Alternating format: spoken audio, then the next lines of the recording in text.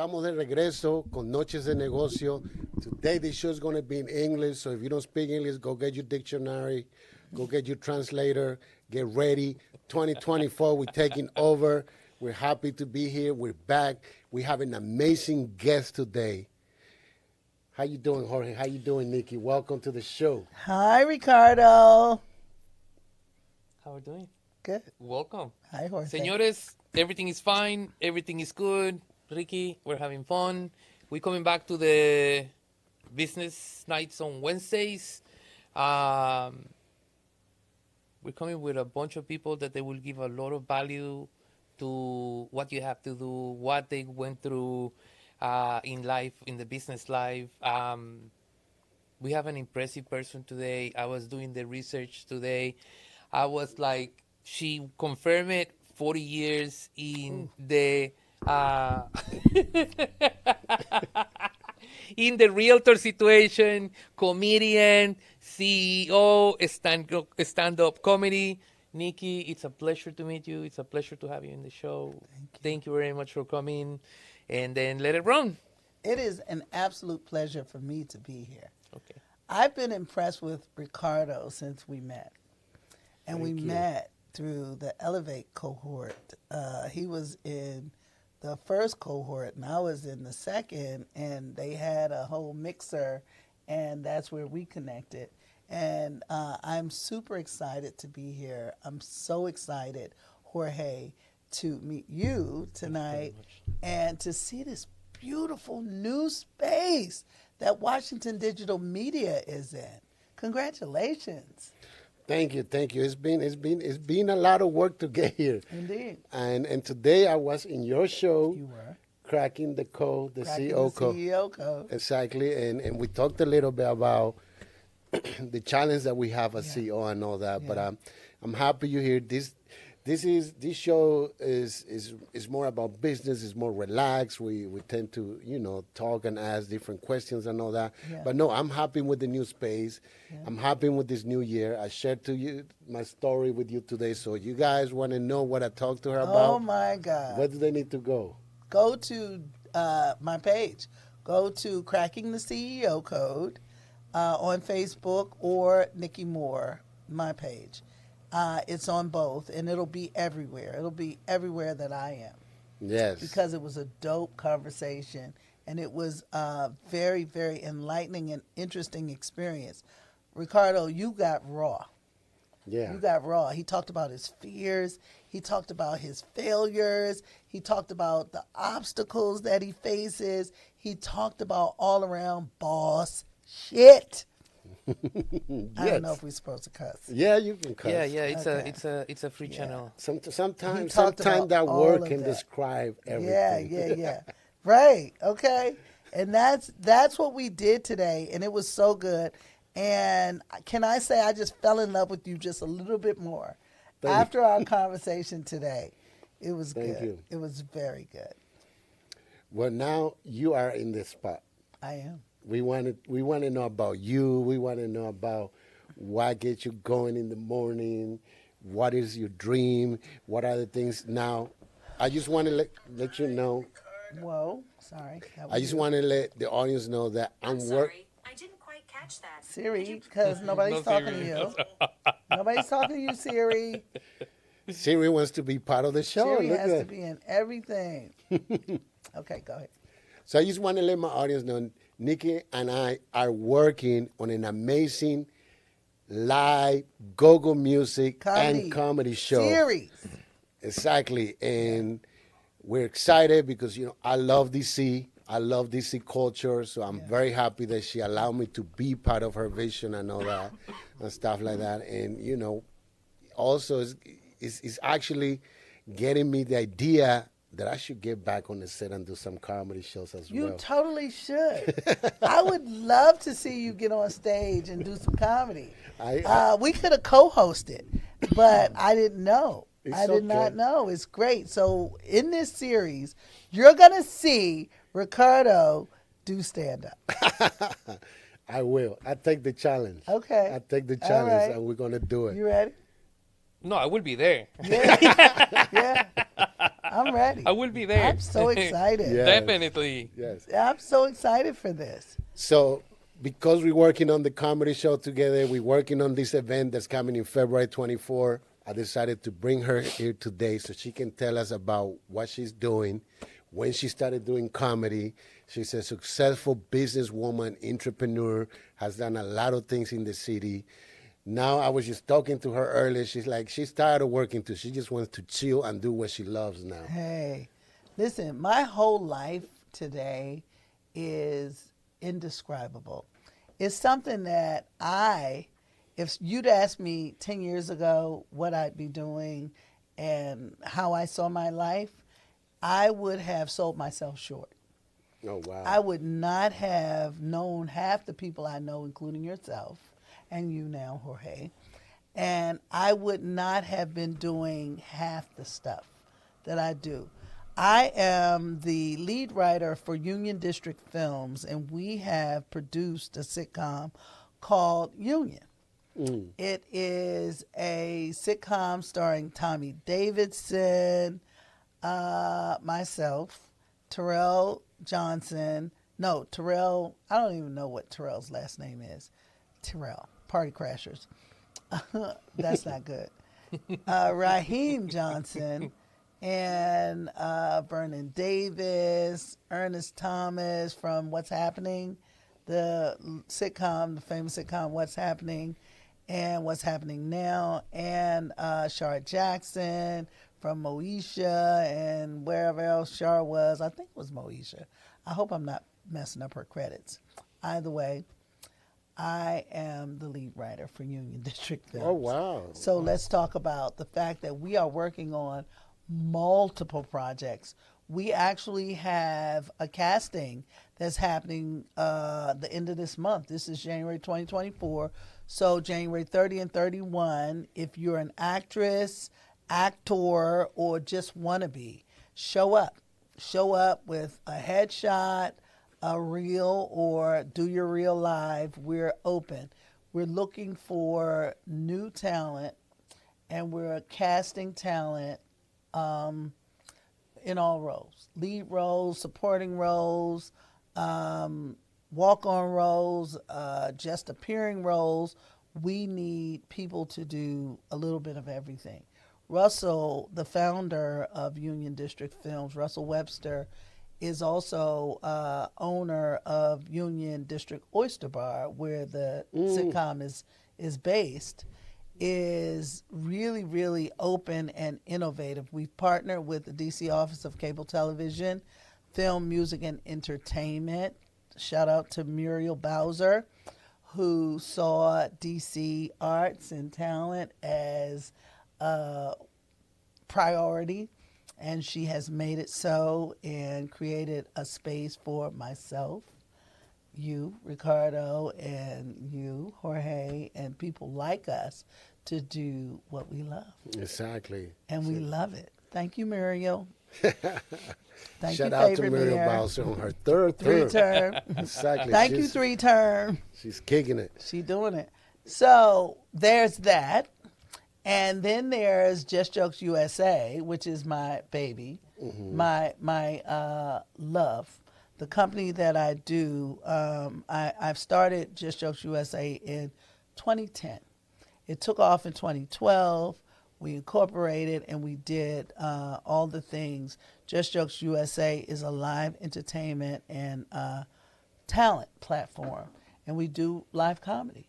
And you have joined us. Washington Digital Media is now a partner with Just Jokes USA, and Kevin Holland, who is I can't remember Kevin's company.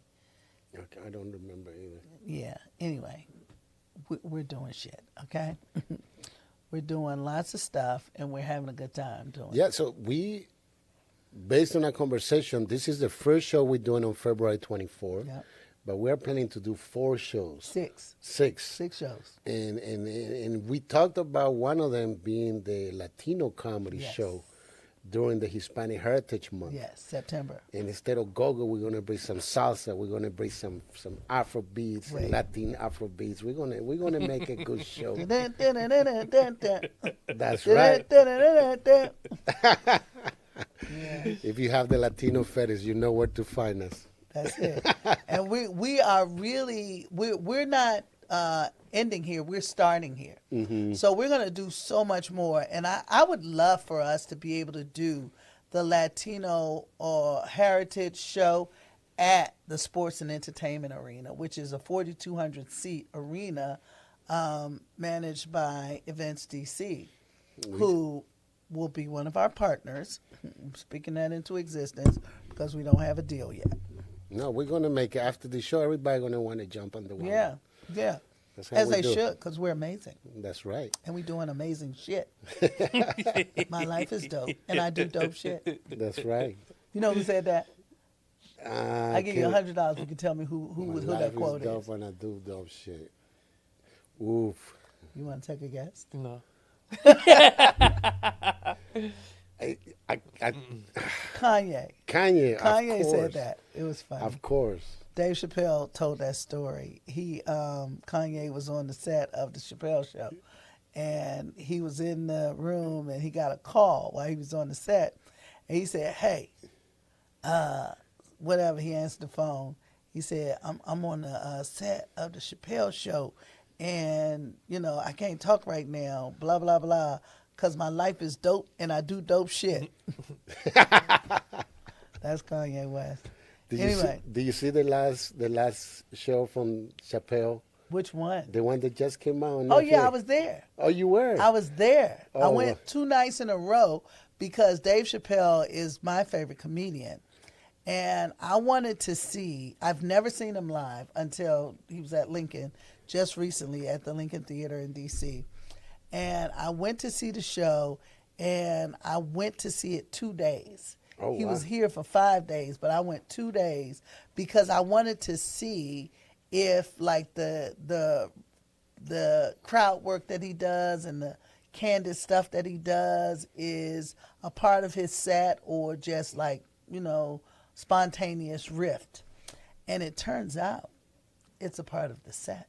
Yeah. But it seems like spontaneous riff, which makes him a freaking genius. Yeah. Oh my goodness. He looks so natural. He does. I know.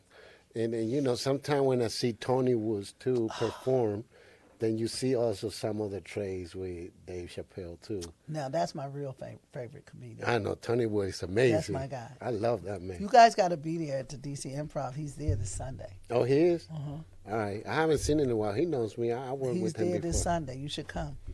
So the thing that I enjoyed most about this whole Dave Chappelle piece is I wanted to see him, and my aspiration is to work with Dave. Mm-hmm. Like a year from now, I'm going to be somewhere on a stage with Dave Chappelle. You I've will. decided. That's right. Yeah. Make it I happen. made the decision. So Tony just shot his Netflix special, produced by Dave. Dave selected 4 people, and he calls them Chappelle's home team. And he did Earthquake.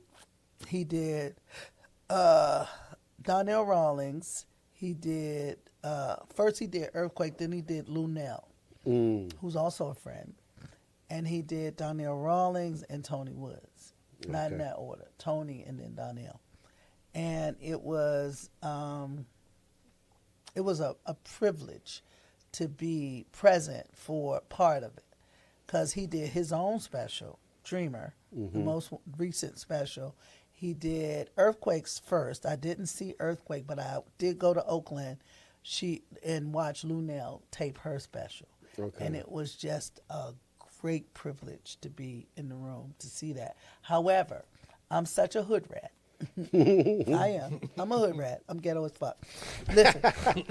So I'm in the room. They take your phone. Dave has this thing where they lock your phone out. Yeah. And they give you a bag when you come into the building. And you put your phone in the bag. But I had 2 phones. Oh. So I put one in and kept one out.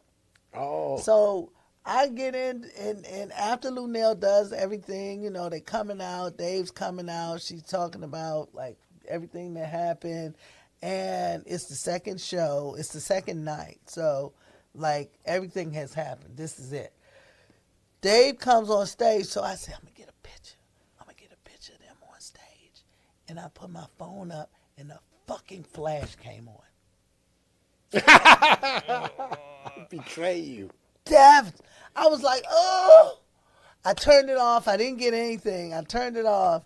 And Dave from the stage said, I don't know how you got that phone in here, but you ain't going to get out with it. I was like, oh, my God. So security comes over to my little seat, and I'm like, oh. He said, they said it came from this area. So it's a white couple on this side. It's me, Hope Flood, and a couple other people. My name's on the fucking seat, okay? So I'm like, ooh, on top of being embarrassed, now I'm a whole mess. And they were like, it came from this area somewhere. I said, it wasn't me. The people behind us must have been pointing at us. So the people were like, no, it wasn't this table. So they kept going. Then somebody else came. And they were like, Nikki.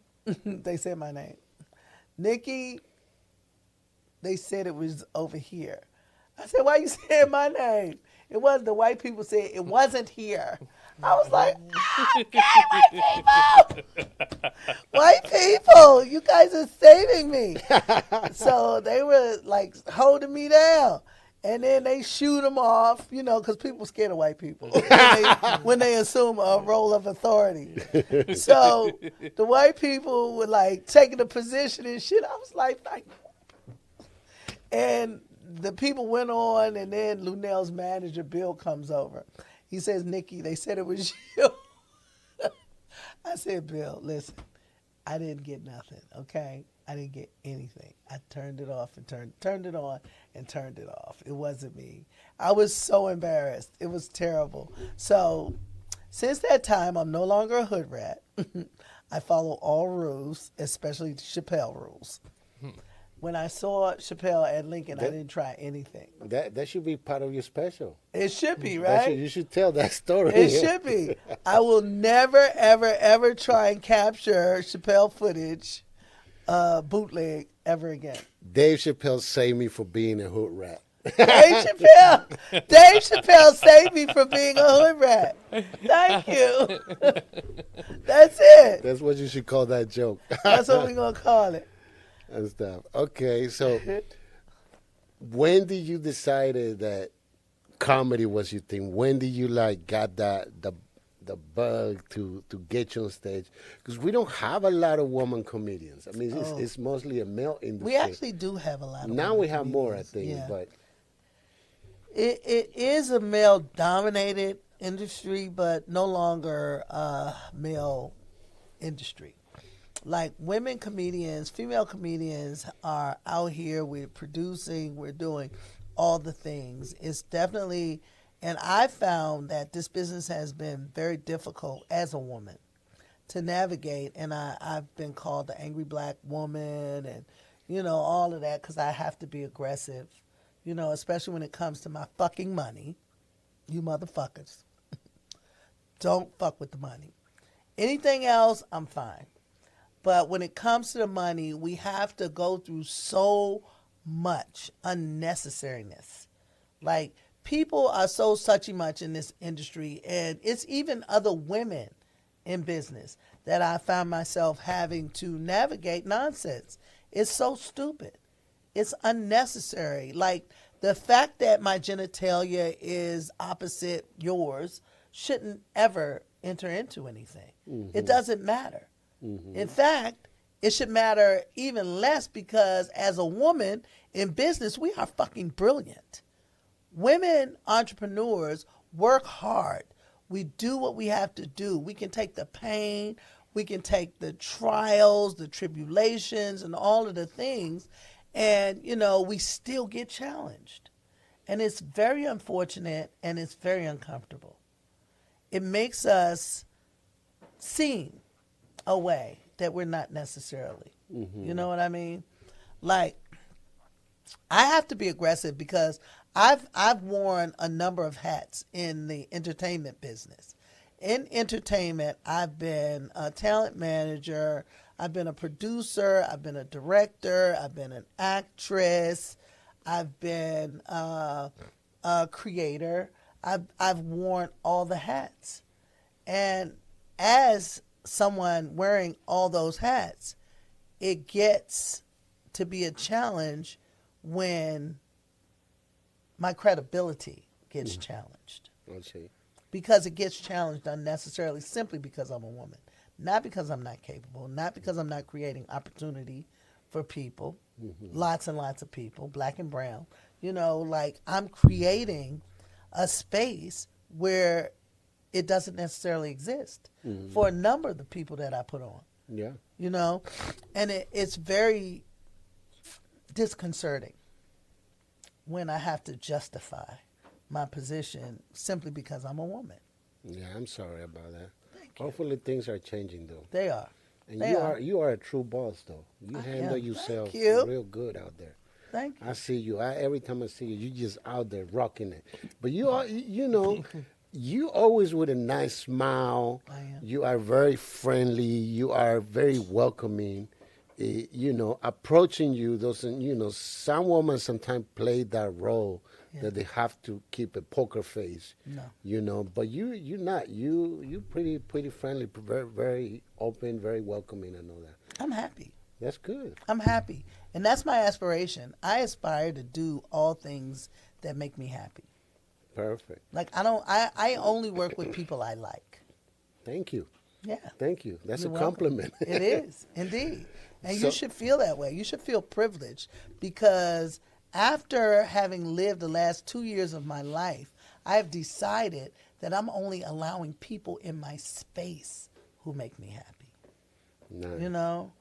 And that is like coming in on the tail end of a very tumultuous ending relationship. It wasn't tumultuous the entire time, just the last 3 months of it. And I had to show this motherfucker who I was. You know what I mean? And it wasn't because, like, I didn't want to be soft and fluffy, because I did. I enjoyed the first 13 months of the relationship. You know what I mean? But the last 3, I had to be that bitch. And I had to let him know. He should have known. He should have known. But because he didn't pay attention, I had to become this girl. Not girl, this broad. That's what I was. I was a broad, and I had to show him exactly who the fuck I was. Because he took too much for granted. And I didn't want to do it. And it was very uncomfortable. You know, it's hard to be fluffy and aggressive at the same time. Yes. You know? And it was very uncomfortable. It was extremely diminishing. Oh, I'm sorry. But he's Yeah. gone now. He's gone. Now you're Yeah, just he's happy. Dead. He's dead. Now you're happy. Actually, that quote that you say that quoting everything that you don't want around you and then just having privileged people surrounding you. Right. Actually, that's something that I've been working for the last 3 years Really? in every single aspect of my life. How is that working out? Amazing. It is, right? Yeah, my circle closed in a completely different way. Now, that circle is here, and then you see a lot of people trying to jump that barrier and be like, hey, so it's like, Nope. thank you. Well, the respect is always there. Yep. But it's funny because I always give this advice. I've been married for a long time. Sometimes, Why you sometimes, said- he said a long time. Sometimes I say it's like when I introduce my wife, I say, "How long you guys been together?" It's like Y'all looking alike. You looking alike for a now? long time. Sometimes I introduce her like, "Hey, my first wife and the last one," and she's like, "Whoa!" Like freaked out, but she get used to the jokes. But then it's like marriage is something so intense. It's like dating somebody. It's like I read a book, and then after I read this book from a guy from Miami, he's like, make a list of 50 things that you want to share with your couple before you start dating the person. So you have a balanced situation of like how you're going to do things in that. But now I'm putting it in business. I accommodate that to be able to join customers, enjoy people that is going to do business with me. So I was really close on doing business as a CEO. I was like, okay, fine, like I close a gap. And then I was like, yeah, you know what? I allow people to come into my life that they were just sucking too much energy. And it was too much to stress and this and that. Now it's like, get out. I'm like, I don't open that door very easily. No. Because I find value in the person, but I know that the value of that person is also my values. And then we be able to, co-work and be able to just grow together. Yeah. And it's like that. I was like, it's funny because I was reading about you and then it was like, she's a strong woman. A good character. You don't seem soft. Every women, have their soft side, and they develop it in different ways. But it's a good thing that you're saying that you cut in your corners to be able to shape your life to grow better, and then just get higher. Because you have to find that way of like thinking, okay, I'll be there. Like you say, Chappelle is one of my favorite comedians, and I saw him twice already. And then it's just like every time that we saw him, it's like, Silver Spring. I live in Silver Spring. And it's funny because it's just like he tells the stories about Silver Spring and how his dad and went to school and changed this and changed that. And then it's just like how you perceive yourself now in a year. And you say, okay, I'll be there. I want to be there for that show. Yeah. And for the other 6. You will be. But it's just funny because allowing people to be in your world is actually one of the things. When you close that gap, you fly up. Yeah. It will be a very interesting thing to see your path from like, going that way. Yeah. And the real issue or the big deal about it is that I have decided that my space is sacred. So it's not even, it's a privilege. It's a total privilege. And I liken it to the doors that I've been able, or the rooms that I've been able to get into, and the tables that I have been allowed a seat at. And you said, it's funny you said like you don't seem soft, because that's one of the things that was challenging for me, because in this relationship I wanted to be soft, and I was soft. I was, and I can be soft now, but the thing is I'm faceted. Like, in addition to my soft side, there's this broad exterior, and it's not a bad thing. It's what I need to succeed in business. Yeah. Unfortunately. Do you manage the same things in business and love now? Yeah. Yeah. Cool. And, in the relationship, I was the proverbial woman. I took on the full woman role. Like, I cooked, I cleaned. Yes, baby. What do you need? We washed the clothes. He actually washed clothes, though. He did. I like that a lot. He washed the clothes, but I folded them. And, like, we had a whole rhythm. And it was wonderful being that person. I enjoyed being that person. I enjoyed that aspect of my personality and the persona that she took on, because it was allowing me to be my full entire self. I enjoyed that. I did. And at the same time, I still had to be a boss and run my businesses and do all the things that not only supported me, but also supported him. Oh, wow. Yeah, significantly. Which led to the fight. Bitch. I won though. Anyway. So tell me about your comedy career, because that, we originally went into that, and then when was the first time you got on stage? When did you? So the first time I got on stage was December 2011. Okay. And it was a friend's 50th birthday party, and he had a house that was humongous in Fort Washington, Tantalent, or wherever that area is. And he did he set it up like a club, like bistro style. I said I wanted to do comedy. We were working on a reality series about property management because that was my profession. And I wanted to do this show, and the show was called Hard to Manage. And I was doing a show about affordable housing management. And that was the catalyst for me taking the stage.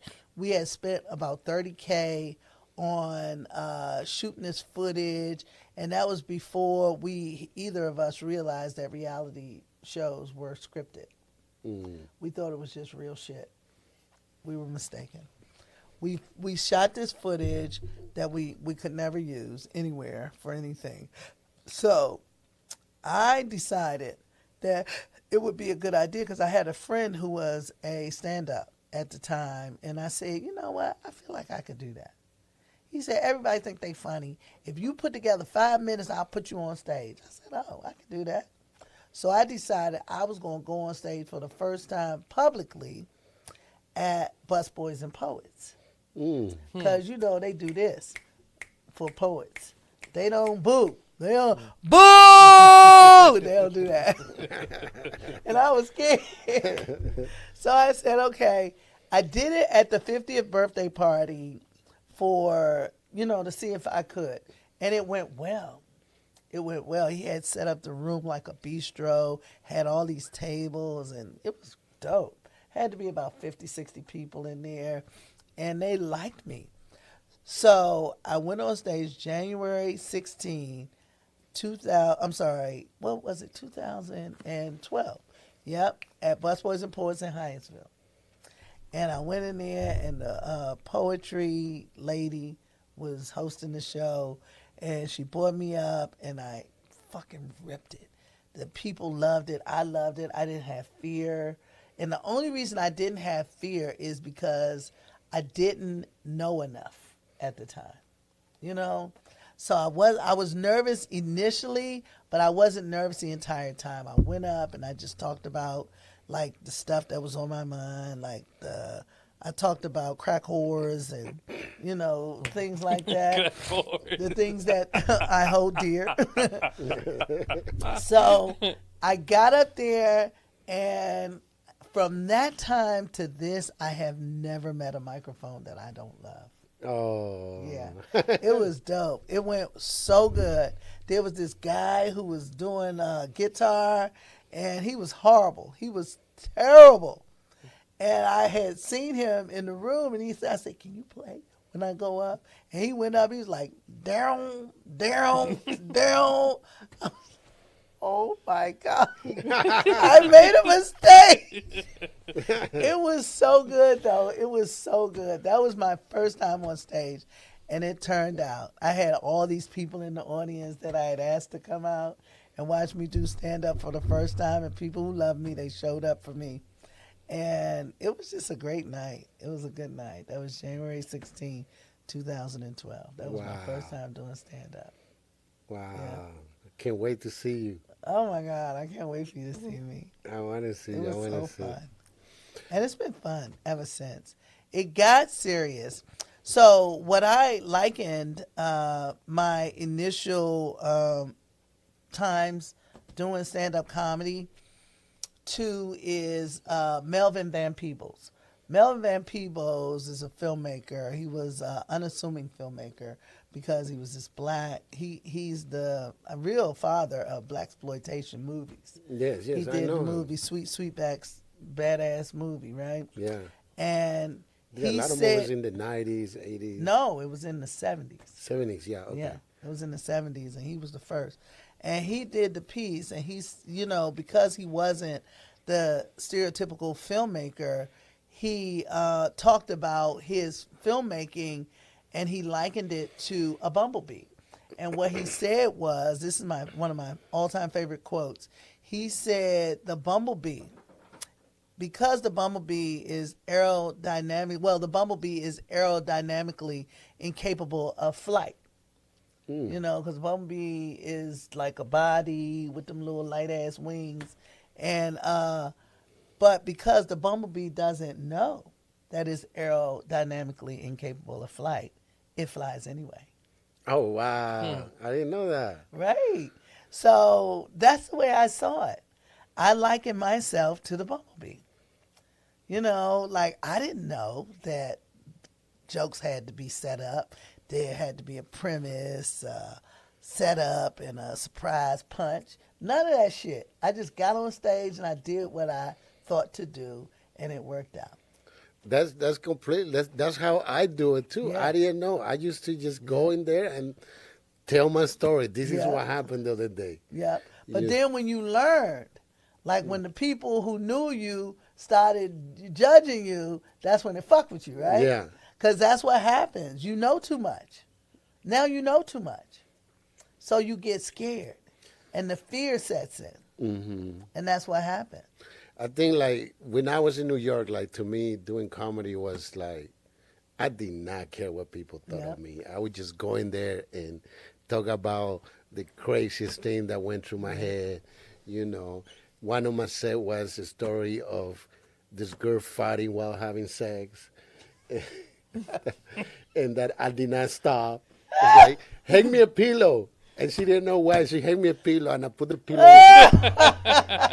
Keep on going. It's okay. You know why? Because Dick don't think like that. Yeah. That's what it is. Like, I'm not being stopped by this, you know. No.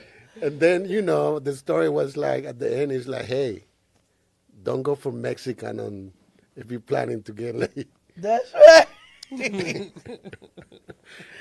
That's Gonna right. come back and bite you. But no, Yeah. I've done so much, and I used to go up there and just talk about things that happened to me, Yeah. the stories, and it was fun. But Yeah. but yeah, people always told me, one of my business partner, Chris, who's seen some of my shows, like, you need to put together your story, you need to organize it, and all that, and prepare it, and you probably do a lot better. But it's hard for me because to me it's like I like to feed off the audience too, you know, and stuff like that. I think it's only hard for you now because you're thinking about it. Probably. When you stop thinking about it and you just get out there and you just do it. My goal now in comedy, because when I started failing. One, I was in this whole relationship, you know, and he came out to see me a couple times, and you know that can be a challenge. Mm-hmm. And it's bad for me and for him. Because he wants me to succeed, so he's extremely nervous. Because if I bomb, then he bombs. You know what I mean? So if now, when I get on stage, it's just have fun. Yeah. Have fun. For most of the time now, it's therapy. Yeah. Because when I was going through the divorce, I killed my husband on the stage. I just killed this motherfucker on the stage. You know what I mean? And he hadn't died yet. Double murder. Yeah, and he's about to die, the most miserable death, because he's now, you know, a person of prominence in his mind, right? To me, he's a fucking clown because he did clown ass shit. So he will forever be known as Judge Cuckoo, as far as I'm concerned. Wow. Yeah, fuck him. Fuck him. He presented this character, not me. And I took the character, but the thing that makes it successful for me is therapy. Mm-hmm. It's therapy. My husband, one of my best jokes came from the divorce. Mm-hmm. And it went like I recently discovered I'm in a same-sex marriage. Oh, no, I'm not a lesbian. My husband's a bitch. And that's the joke. That's the joke. And that became one of my best jokes. That is a good one. It became, but it was also therapeutic. Yeah. Because he was acting like a fucking bitch. He was. And I love the way she says it too. And I feel like, you know, The this emphasis. guy, same thing. Same guy, different face. Oh Lord. Same guy. I feel embarrassed for us men. You just should. They are pathetic. we- And, you know, everybody thought he was African. He's not African. He's mixed, though. He's mixed. Mm-hmm. He's mixed with bitch and nigga. Bitch, nigga. Bitch, nigga. He's mixed. And that's my life.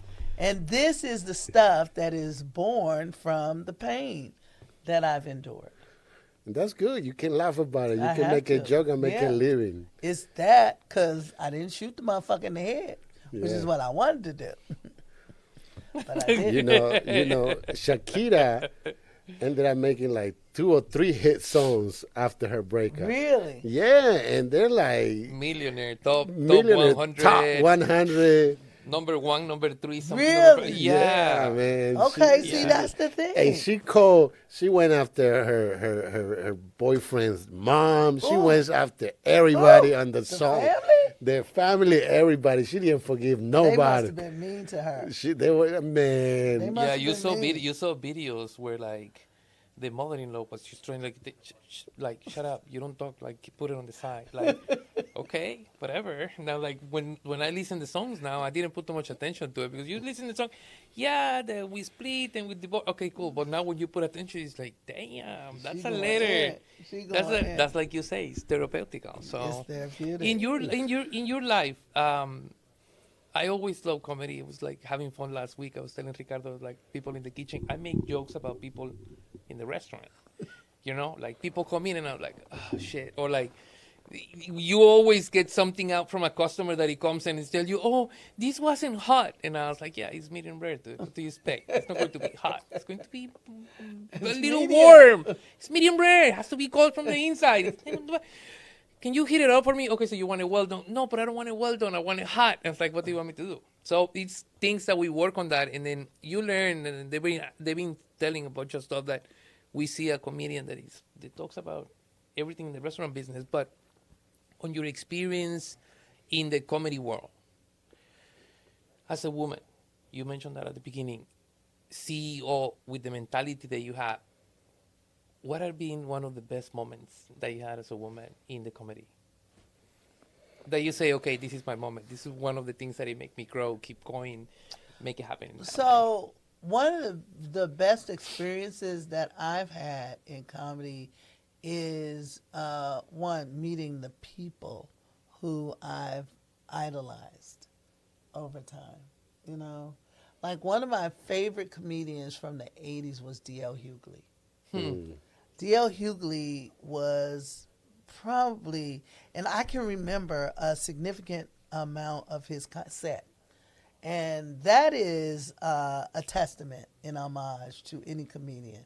Like, you know, a comedian is good when you can remember their jokes. Yeah. You know, like I know some Dave Chappelle jokes. I know some Tony Woods jokes. And I know a lot of D.L. Hughley jokes. And one of my favorite jokes was from him back in the day when he was here. The one time I saw him live, it had to be in the 80s. And it was at, I think it was at Constitution Hall. And he came in, he had this big-ass suit on, because when you look at it now, it's like a zoot suit. It was way bigger than him. You know, it wasn't tailored, like not like the suits he wears now. But it was, he was standing there, and two things happened during that show. This one girl came in, and she came in late. And she had on all this white, like this white thing, and it had all these things on it, you know, like fringes, you know. And she came in, and she walked in, and he looked at her, and he said, "You like a big ass cloud. Sit your ass down," you know, because she had this white thing on. And he just started fucking with her. And then there was this guy in the audience, and he had on a skinny tie, and he said it looked like a civil rights suit because the tie was real thin, and, you know, the lapels were thin. And the funniest thing in there was this guy was in the audience, and the dude had missing teeth. And he said, "You got summer teeth. Some are here, some are there. Like you ought to hang a sign on your left tooth saying next tooth 2 miles away." Like, it was so funny. Next to 2 miles Yeah. away. And it was summer teeth. That was the joke, right? So stuff And like he that. did that in the spot. I remember that. I don't know if it was something he had in his repertoire or it was on the spot, but yes, he did it on the spot. And I've since seen him do his set 1,000,000 times. And the stuff that he makes look like it's on the spot, it's really not. You know, it's stuff that he does over and over and over and over and over, but it looks like it's spontaneous. And like, this guy is brilliant. as far as I'm concerned. Chappelle, same thing.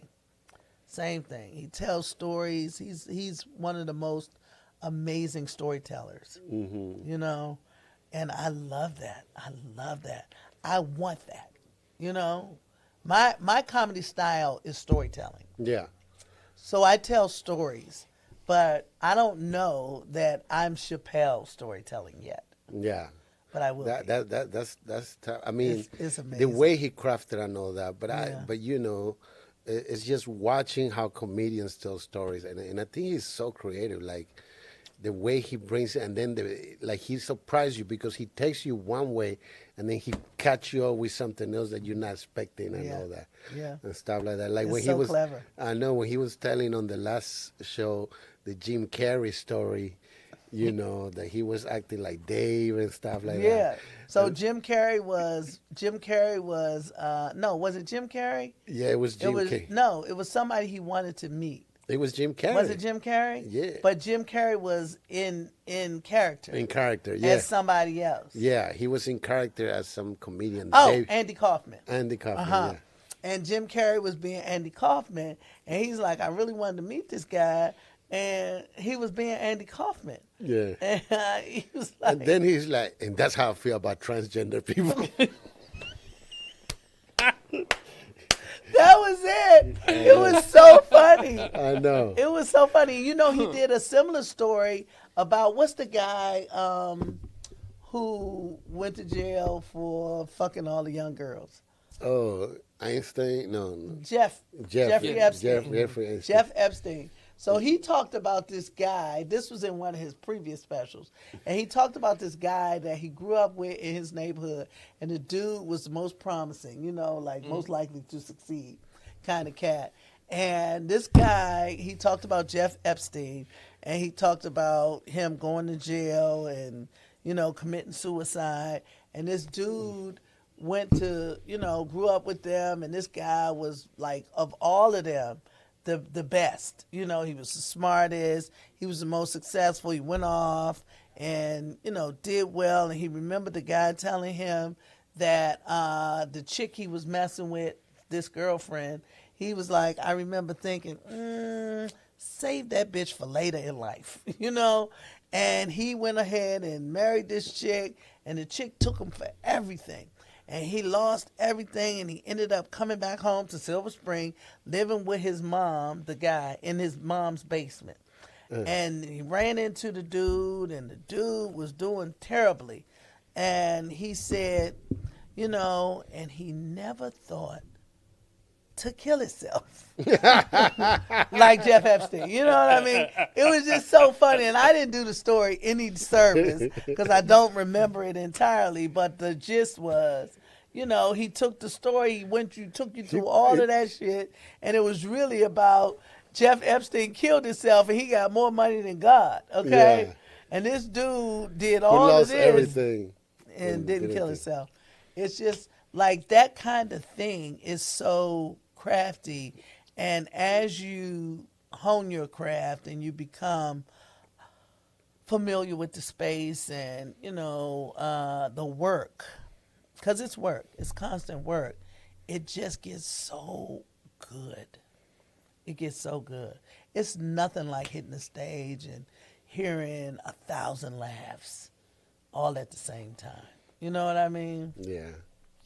The energy, The energy is fun. the room. The room is Yeah. and then you know, like when I used to do my joke about the fart and all that, I used to always go to a table full of women and they would be laughing, and I get real serious. Did that happen to you guys? Did that happen to one of you? Is that why you laughing? And they be pointing at each other and all that. Because who hasn't? Who hasn't passed gas? Yeah, so it's fun. It is It's fun. You get fed. Like to me, like I always tell people, like comedy, especially when it's a tight room and everybody's so close, Yeah. you feel that energy, it fits you, you know. But yeah, the storytelling is the best. You should come back out. I will. You should come back out. There's a great room on Saturday nights, late nights at 11:30, Oh wow. down at the DC Comedy Loft. Okay. And it's open mic comedy. Old Mike B is the guy. open mic comedy, and he, I think this Saturday he's having a birthday show at 11:30. We should go. Okay. We should go. It's so cozy. It's a real small. The room probably as big as this room, and it's full of comics and people just coming. It's like old school vibe, like that whole comedy set, the small stage. It's dope. It's so good. It's so good. You would do well in there. Okay. And it's a small room. It's a small room. Like, so if you want to just get started again, Yeah. just come. I mean, I get people laughing all the time. I get these people laughing all the time. I believe it. Yeah, so. I believe We don't it. pay, but it's fun. I believe We it. don't pay, but he comes with these deals that is like, oh my God, for real, and then you just have to crack. You know what I mean? Yeah. It's actually cool. Yeah. Yeah, You have the two worlds. You have DC and the Latino thing. So it's just mixing that It's with so the traveling. It's fun. It's so fun. fun. So business is interesting. I've not worked a regular job. I left my job in 2016 after 15 years at this particular company as an affordable housing manager. And I vowed never to work a job again. Nevertheless, I did. I got tapped to come and save, which is where Cracking the CEO Code came. Save a startup management firm in its fourth year of inception, and they were really struggling to manage in the affordable housing realm. And I was consulting with this particular company, and one of the contract administrators from the city agency recommended to them that they get me. I didn't know that until after. They contacted me, and I went in. I'm like, I don't want no fucking job. No. Pass. But they were like, you have to do it. I said, no, I don't. I said no in probably 43 different languages. And I'm really not polylingual. I speak English, hood rat. You know what I mean? And Spanish, no, is no A little too. bit of Spanish and some French. But I'm not fluent in anything but English and hood rat. And I said no. Hell to the motherfucking no. No. Shit ass no. I said it in so many different languages. And the idea of it was so attractive. It was a minority-owned company. They were developers. They weren't property managers. And I felt like I was the missing link.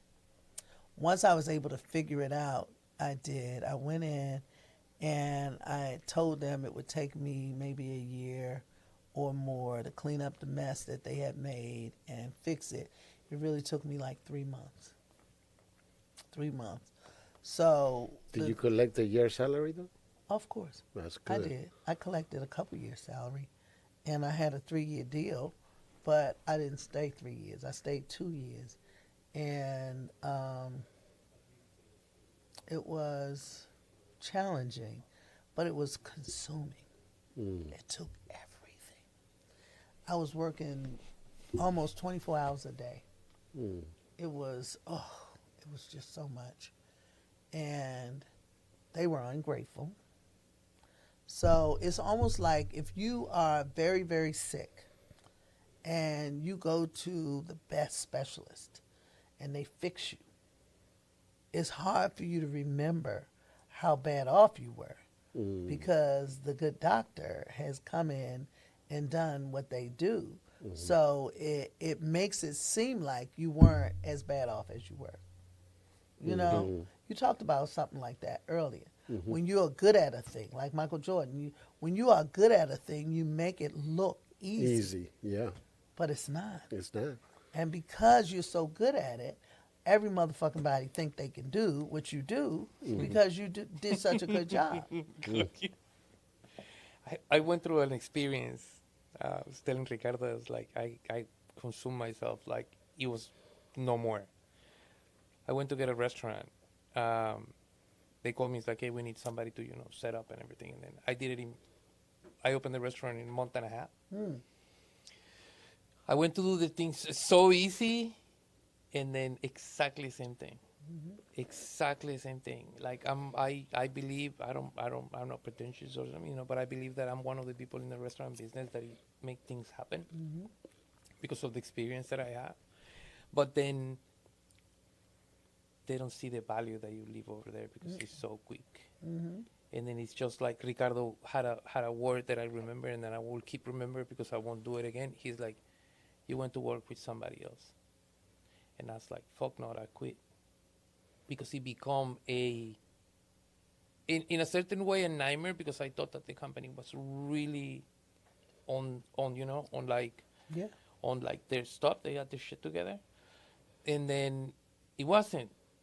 So I got to a point that I said, okay, we're going to take you to it. They told me, they promised me stuff that, they say stuff that it was not going to be real, but I believe. Yeah. We're going to take you out. We're going to take you to Paris. We're going to have dinner at the Eiffel Tower. And then we're going to bring you back in a private jet. First of all, I had to row to go to Paris.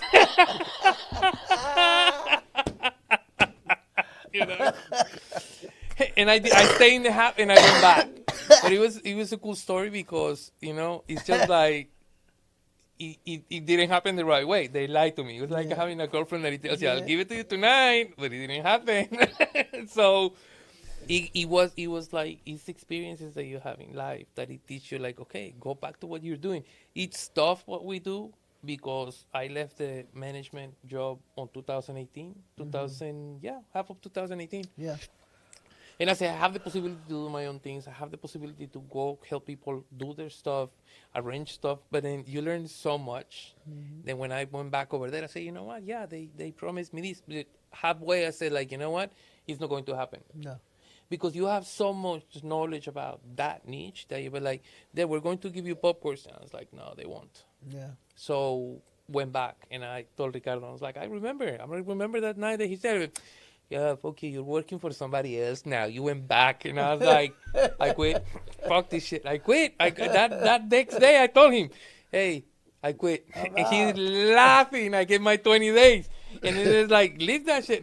Because I have so many things to do, Yeah. Like right now, I left, and I already have 12 customers. 12 clients. That they just like, and then because I did the work for that place, now they're calling me to be like, hey. Yeah. We have an opportunity. I won't take it because I don't want to hear he's like, you know what I mean? Because but it's like, in addition to that, they don't deserve you, and that's the thing. Yeah. That's the thing about allowing people back into your space when they violate. Yeah. You know what I mean? And these are the life's lessons. As good as we are at what we endeavor, it is a disservice. To that, to your talent, to all that you bring, the tenacity. Like, I'm committed. Yeah, me too. And when you step in and you rode all the way to Paris, it's because of your tenacity. Yeah. You know what I mean? Yeah. Despite the fact that you promised me a private jet, I went ahead and rode. You know what I mean? Because that's who I am. But you don't deserve this anymore. So you can't have access to me. It's when people violate the sanctity of our amazingness, they don't get it again. You can't even, motherfucker, you can't even look at me. You don't even get to see my fabulous pictures. I don't even want you beating your dick to me. You know what I mean? If you do, you're going to remember it in your mind. It's not going to be because you see me. And those are the things that I am learning to take from my value. You understand? Like, everybody does not deserve access to me anymore. And once you show me that you don't know what to do with it, when I grant it to you and I have to remove myself, then you never get the opportunity again. Yeah. Ever. Yeah. No matter who you are. No matter yeah. how good, Really good you point. promise me or you offer me, you just don't get it. You don't deserve it. No. Pass. That's it. Go be amazing. Oh yeah. And let the motherfuckers Oh see yeah. it, but Oh don't let them yeah. experience it. It's coming. It's coming. Yeah. It's like I was laughing today. I was like sitting down and looking at numbers and then doing the projects for the whole next 6 months and putting the letters together. And then I talked to another partner and then she's like, "No, we have to do this. We have to do that." And I was like, "Okay, we'll talk next week." Construction people. We went to sit. So like now it's just like, okay, I just want to work 3 hours a day, Yeah. and I want to come here, do the classes, Yep. have fun with this kid, you know. And go be fucking Go amazing. try restaurants, Do the talk shit to that makes you people, happy. do Yes. business. You know what I mean? Just Yes. grab people like you, be able to say what we can do together, and then it's a list that we have. Like it's a line of people over there that we have to reach out and be like, hey, because I believe that we have that energy and be able to understand each other on that channel. That's you know right. what I mean? And then I was telling Ricardo, like, okay, whenever we jump on the other one, you will find completely different people, but it's going to be smaller. And it's just like that, and then you will get to the point that it's like, okay, yeah, I know. Like, it's funny because I meet people 2-3 minutes, 5 minutes, and then they start saying something to me, or like the way that they move their bodies, and I was like, okay, I know who's the guy. That's right. You know, oh, That's I know right. who's the lady. And then, or like, whenever I have to solve my situation, it's like, yeah, they're lying to me. Okay, so what else? That's right. Yeah, but what else? But That's why you exactly want to do right. that? No, but why you want to do it? For real? No, why? Okay, no, because of this. Okay, no, but because why? Yeah. No, because of that. No, but why? Okay, fine. I lost like $90,000 and I need to put this shit together and then I need to work it out in this. If not, my wife is going to lose her house. And then I was like, okay, don't deal. We get that restaurant fixed. Now I understand. But we Yeah. have to change those. Yep. And then so it's cool. It's nice. It's nice meeting you. It's nice having you here. I like your story. Thank you. Like that you were dating a bitch. Likewise. I was dating a bitch. I was. A breed bitch. No, but it's That's cool. right. It's fun because you meet women that, like, for example, in your side, and it'd be like full entrepreneur. But I believe the entrepreneur is like you try yourself for a better person, but you have fun. Yeah. Yeah. You know? And, And it's you fun. know, in all things, I've been able to find humor. And that's the beauty in life for me. You know, I find a way to make everything a happy moment, even the sad shit. And it's been some sad stuff, but I don't spend time in sadness. I live in happiness. You have to live in happiness. You have to, you know, like what Yeah. you said earlier, like you enjoy eating. I tell people like I do. I enjoy eating. Sometimes like just go watch a movie. Yeah. You know, Yeah. sometimes like be thankful. Like some people are fighting cancer right now, Yeah. and you out here That's true. alive and all that. So That is don't let things absolutely true. bring you down because you know situations and stuff like that. But thank you for coming. Absolutely. Thank you. Thank We you for enjoy it. having me. Yeah. Thank you for inviting me. I look forward to everything that we have coming down the pipe. Yeah. I love this space. I can't wait to be in it again. I'm excited. Yeah, I'm you got to excited for come more you. often. I'm excited for you. I'm excited for me. I'm excited for us. Yeah, We can really have a good time. I'm excited. I'm excited about this comedy show. Yeah. These shows. The shows are coming, yeah. We get ready to do it. And I still owe you some information. It's I'll get okay. that to you. We're going to work it. Yeah. I got Facebook going, and we're gonna start hitting it hard with this social Yeah. media campaign Yeah. and all that. Yeah. So, Okay. do you have a Just Joke Facebook page or Yes. anything? Okay, Instagram? Same thing. Yeah? Yeah. LinkedIn. Okay. No. We have to make one on LinkedIn. Okay. Yeah. We're going to share on LinkedIn, too. Yeah. Okay. Yeah. I don't even do my own LinkedIn right now, my Nikki Moore LinkedIn. I actually have it, and I keep looking at it and saying, you should take a look. I keep looking at it and saying I should separate them because I'm lazy as hell. So I have Monique Nikki Moore LinkedIn. So it's the combination of the property management and the comedy. And I know the people in the property management realm are like, what the fuck is this? And the people in the comedy like, bitch, what? You know, you're not successful in either space, but I am. I'm extremely successful. No, you are. That's you. In both spaces. So, but I was too lazy to do 2 different LinkedIn pages.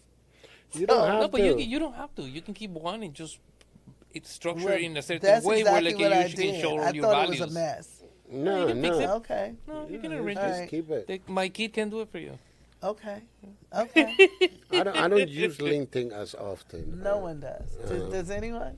No, some No, people it's a bunch do of it. people that they Some do. people do it. I- Some yeah. people Well, get this. you're right, because I know, like, my former partners, they will go on LinkedIn and look up people. Yeah. And I I did. use it sometimes to look at people, but I get a lot of people reaching out offering me service through LinkedIn, Okay. and that's becoming really annoying.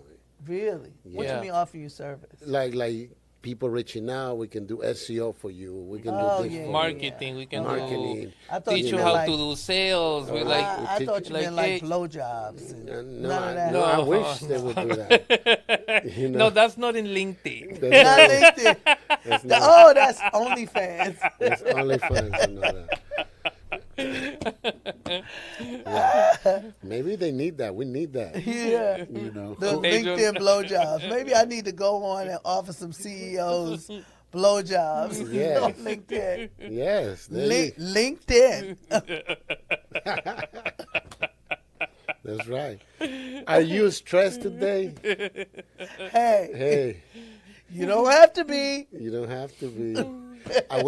When I went to Peru, because I travel, I decided to go get a massage. Uh-huh. And I went to get a massage, and right in the middle, like when I'm getting a massage, they're like, "Would you like some happy Happy ending?" ending. Yeah, they offer me. know, Did They they get the never- clowns out? They never offer the women happy endings. Yeah, they What offer, is that? They offer me happy ending. I know that. All of my guy friends get offered happy endings when they get massages. Yeah. I never get offered a happy ending. Oh, I know. we need that. See? Being a woman boss. That's Like I even asked the guy once, and I said, "Do you do these type of massages?" He said, "Yeah."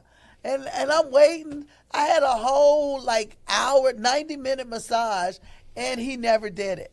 I said maybe he didn't. He was Latino, so maybe he didn't understand what the fuck I was asking for, Yeah. or something. I was like, "What? Where's my happy ending?" yes. Never. They- Never. That's a man thing. That That is is. definitely a man thing.